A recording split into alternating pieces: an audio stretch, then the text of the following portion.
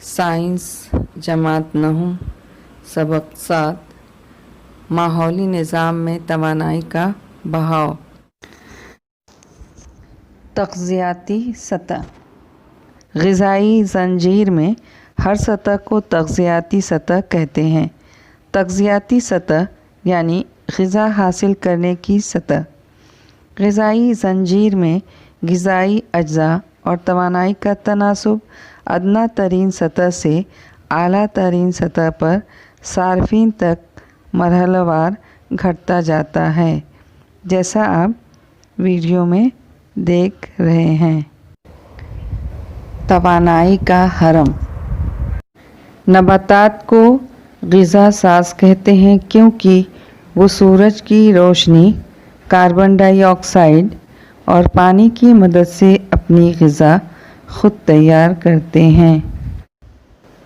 نباتات روشنی کی توانائی کو کیمیائی توانائی میں تبدیل کرتی ہیں اور یہ توانائی وہ غذا کے طور پر ذخیرہ کرتی ہیں۔ اب یہ توانائی جو پودوں کے اندر آئی ہے اسے باقی جاندار استعمال کرتے ہیں۔ تو آئیے ہم دیکھتے ہیں کہ کس طرح توانائی منتقل ہوتی ہے۔ اس ہرم میں سب سے نیچے آپ دیکھ رہے ہیں کیا دیا ہوا ہے؟ نباتات یعنی غذا ساز۔ اس میں 1000 کلو کیلوری توانائی پائی جاتی ہے۔ نباتات ان میں سے کچھ توانائی استعمال کرتے ہیں اور باقی توانائی دوسرے جاندار میں منتقل ہو جاتی ہے۔ یہ توانائی اب سبزی خور حیوانات میں منتقل ہو جاتی ہے۔ سبزی خور حیوانات کو ابتدائی صارف بھی کہتے ہیں۔ ابتدائی صارف 1000 کلو کیلوری توانائی حاصل کرتے ہیں۔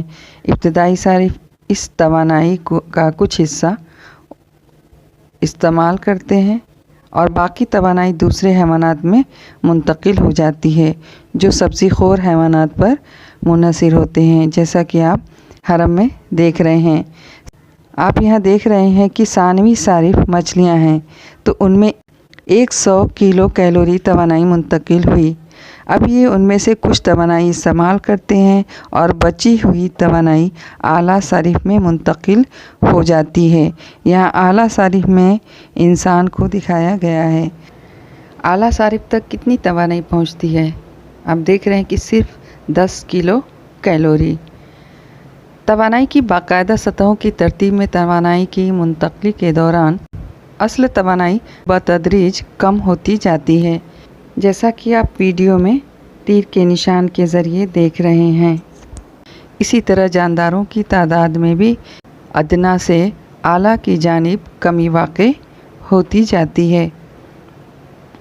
ماحولی نظام میں توانائی کی اس شکل کو توانائی کا ہرم کہتے ہیں۔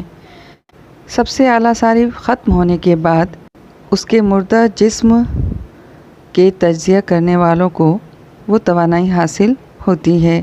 پھپھوت خودبینی حیوانات مردہ حیوانات کے جسم کا تجزیہ کرتے ہیں۔ ان جانداروں کو تجزیہ کار کہا جاتا ہے۔ مردہ جانداروں کے باقیات سے غذا حاصل کرتے ہوئے تجزیہ کار انہیں سادہ کاربنی ماحول میں تبدیل کرتے ہیں۔ اس کے بعد یہ اجزاء دوبارہ نباتات کے ذریعے جذب کیے جاتے ہیں اور غذائی زنجیر میں شامل ہو جاتے ہیں۔ اس بنا پر آپ سمجھ چکے ہوں گے کہ جانداروں کے تغذیہ کے مختلف طریقوں کے ذریعے تیار ہونے والی غذائی جال کی وجہ سے توانائی اور مختلف قسم کے تغذیاتی مادے ماحولی نظام میں سفر کرتے رہتے ہیں۔